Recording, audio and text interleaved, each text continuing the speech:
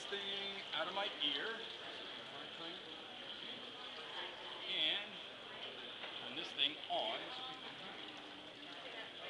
Bring them right down here, right along the red carpet. They can sit right down here. Sit down. He's so cool. I want to sit down by the red carpet.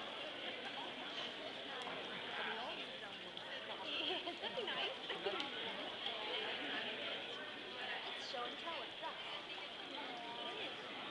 Oh, she's so precious. Oh boy,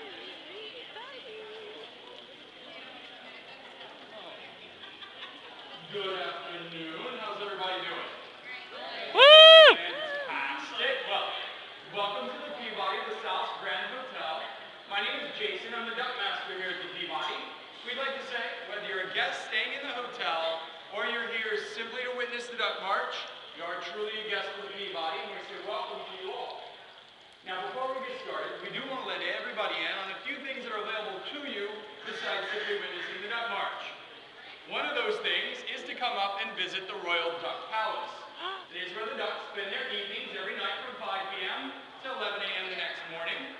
You can visit that simply by pressing S for Skyway on any one of the elevators. That'll take you all the way to the top. Once you get off the elevator, follow it out to the right. That'll take you onto the rooftop area where you have a fantastic view of downtown. Once you get up there, you'll see the signs that point you back to the Duck Palace. So please feel free to come up and visit there. Now, visiting the rooftop wasn't necessarily in your plans. No worries. There are plenty of things for you to do here in the lobby area, one of which is located in Lansky's Fine Clothing right there. See, Lansky's Fine Clothing is owned and operated by a gentleman by the name of Bernard Lansky. Mr. B is kind of a local celebrity for the fact that he was the personal tailor to Elvis Presley. He's got a lot of great stories to tell about his time with the king. So if you get a chance, stop in there and talk to him. He is quite the character, and we are glad to have him here in the hotel. Now, we do want everybody to know a little bit of the history of the Peabody. See, the original hotel actually opened up a couple of blocks from here at the corner of Main and Monroe back in 1869. See, Colonel Robert Brinkley had determined to build the most spectacular hotel the Mid-South had ever seen. You want to put it right here in Memphis, Tennessee. Well, his plan was to unveil the Brinkley House, obviously named after his family. However, 2 months before they held the grand opening, he got word that a very good friend of his, Mr. George Peabody, had passed away. Well, in order to honor his good friend, he decided to change the name from the Brinkley House to the Peabody Hotel. Now, as I mentioned, they opened in 1869, but by 1921, they realized they were going to need to expand and relocate. So they started looking for other property around the city, found this property here at 149 Union Avenue. They began construction. On September 1st, 1925, we opened the doors to the beautiful hotel that we stand in today. When this hotel opened, it opened at just under the $5 million budget. Not a bad chunk of change for the mid-20s. And as you can tell by looking around, they did a fabulous job. Now, if you are interested in a little bit more of the history of the Peabody, we have several things available to you, one of which is visiting the memorabilia room.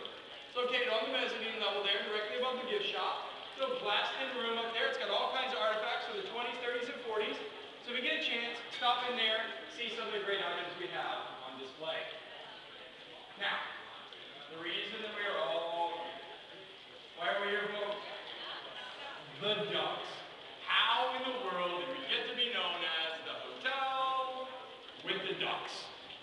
Well, it's actually kind of funny because the whole thing started off as a practical joke. So back in the 1920s and 30s, it was legal to use live duck decoys while duck hunting.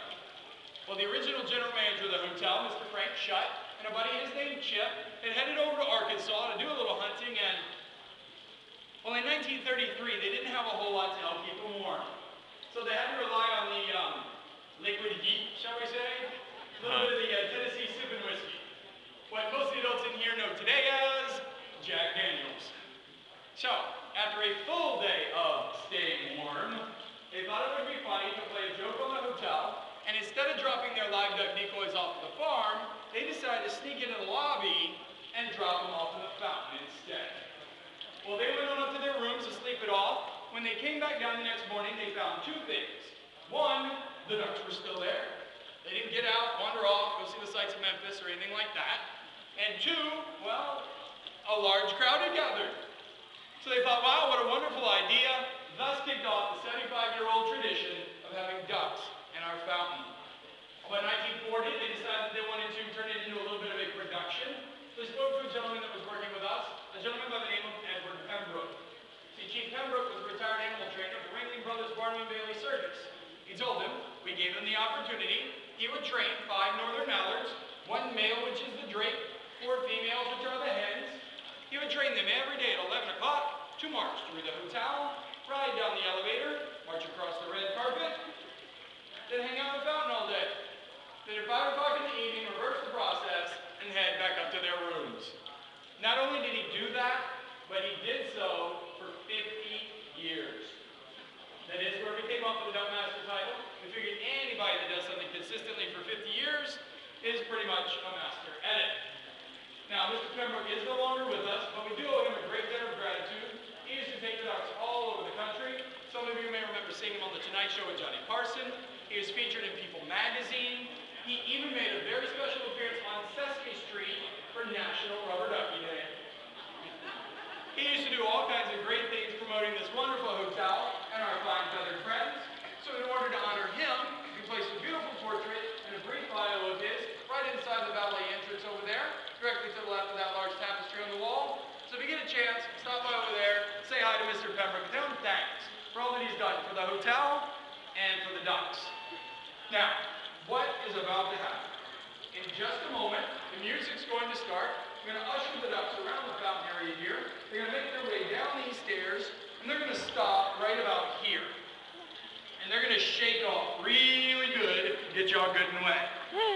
Then they're going to make their way down the red carpet there. A couple of things. One, it is very important that everybody stays off of the red carpet. So the ducks have one thing in mind, and it's that elevator down there. We're going to make sure that they have a nice, clear path. Second of all, please feel free to take as many photos as you like. The flash does not bother them. However, we do ask that you do not try to reach out and touch the ducks. Again, thank you all so much for being here. Thank you for making the Peabody part of your trip to Memphis. Hope you come back and see us again real soon.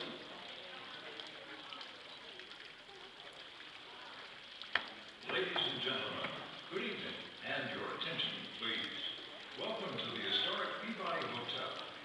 At the center of the grand lobby, the point where the Mississippi Delta has been set to begin, stands the classic Peabody fountain, carved from one piece of Italian travertine marble.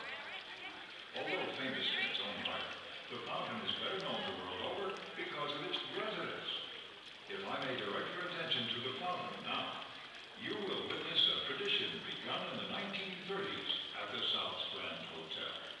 An experience uniquely yours as a guest of the Peabody. Preparing to return to their penthouse on the plantation roof for the night. Ladies and gentlemen,